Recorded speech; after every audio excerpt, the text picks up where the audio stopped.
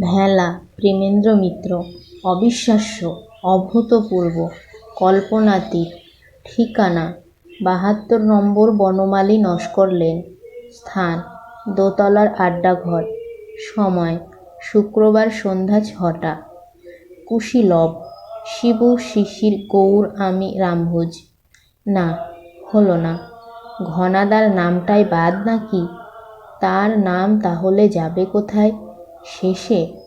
হ্যাঁ, পুজো সংখ্যার বিজ্ঞাপনে নামকরা কোনো লেখককে মাথার ওপরে না তুলে আরও খাতির বাড়াতে একটি এবং এর নকিবের পেছনে যেমন সকলের শেষেই আলাদা করে রাখা হয়, ঘনাদার নামটাও তেমনি আমাদের কজন গার্ড অফ অনারের পেছনে ভিন্ন সারিতে একেশ্বর হয়েই থাক। কিন্তু এ পর্যন্ত যা বলেছি তাতে অনেকের ভুরুই কুঁচকে উঠেছে বুঝতে পারছি। ৭২ নম্বর বনমালী নস্কর লেনের দোতলার আড্ডাঘরে শুক্রবার ৬টায় ঘনাদার সঙ্গে আমরা ৪ জন উপস্থিত থাকব। এ তো নেহাত মামুলি রুটিন মাফিক ব্যাপার, অদ্ভুত কিছু তো নয়। কিন্তু রামভোজ সেই সঙ্গে কেন? হিঙের কচুরির ঝুড়ি কি ট্রেতে করে মাংসের সিঙাড়ার প্লেট নিয়ে নিশ্চয়? না, হলো না। কচুরির ঝুড়ি, মাংসের সিঙাড়া আনবার জন্য বনোয়ারি থাকতে রামভোজ আসবে কেন?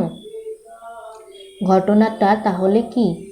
ঘটনাটা একেবারে অবিশ্বাস্য, অভূতপূর্ব, কল্পনাতীত। রামভোজকে নিয়ে আমাদের ৫ জোড়া চোখ বিস্ফারিত বিস্ময়ে ঘনাদার কোলের ওপর রাখা দক্ষিণহস্ত আর সে হাতের একটি কাগজের দিকে নিবদ্ধ হয়ে আছে। কেন? কিসের কাগজ সেটা? সিমলা প্যাকেটের খসড়া? নিক্সন চৌ এন লাই এর গোপন চুক্তির দলিল? না, সেসব কিছু নয়। ঘনাদার হাতে একটি নতুন ঝকঝকে মেটে সিঁদুরের রঙের ২০ টাকার নোট।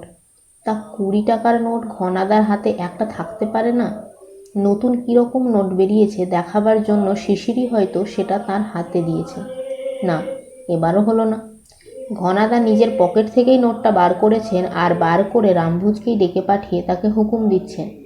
কি হুকুম? অতি সাধাসিধে কটা ফরমাস। বলছেন, তুমি বিরিয়ানি পোলাওই বানাও রামভোজ, আর চিংড়ির মালাইকারি। নিউ মার্কেটে গেলে এই বিকেলেই একেবারে ১লা নম্বর গলদা চিংড়ি পাবে। দামের পরোয়া করো না, এই ২০ টাকায় না হয় আরও যা লাগে নিয়ে যাও। ঘনাদা পকেট থেকে অকাতরে আর একটা ২০ টাকার নোট বার করে আগেরটার সঙ্গে রামভোজের দিকে এগিয়ে দিয়ে বললেন, তাড়াতাড়ি বেরিয়ে পড়ো, না হয় আসবার সময় একটা ট্যাক্সি নিয়ে এসো। ট্রাম, বাসের যা